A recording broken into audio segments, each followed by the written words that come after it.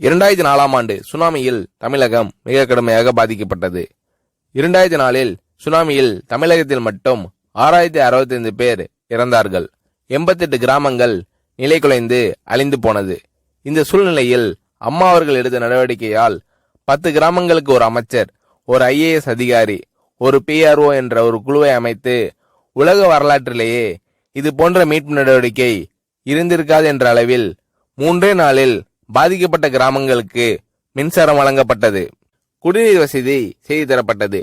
இந்த மின்னல் வேக நடவடிக்கையால் அப்போதிருந்த இந்திய ஜனாதிபதி அப்துல் கலாம் மற்றும் அமெரிக்காவின் முன்னாள் அதிபர் கிளின்டன் ஆகியோரின் பாராட்டுகளை அம்மாவின் அரசு பெற்றது. அழுத கண்களை துடைக்கும் கரம் கொண்டவர் அம்மா அவர்கள். ஆண்டவன் யாரோ ஒரு நபர் மூலமாக வருவார். தமிழ்நாட்டிற்கு கிடைத்த தெய்வம் அம்மா அவர்கள்.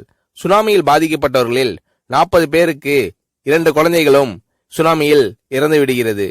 அந்த 40 பேரும் ஏற்கனவே கருத்தடை ஆபரேஷன் செய்திருக்கிறார்கள். பெற்றோர்கள் மட்டும் உயிர் பிழைத்திருக்கிறார்கள். உயிர் பிழைத்தவர்களுக்கு இனி குழந்தை கிடையாது என்ற நிலையில் அவர்களுக்கு கருணைவு ஆபரேஷன் செய்து அவர்களில் பல பேருக்கு குழந்தை பிறந்து அந்த குழந்தைகள் இன்று பள்ளிக்கு சென்று கொண்டிருக்கிறார்கள்.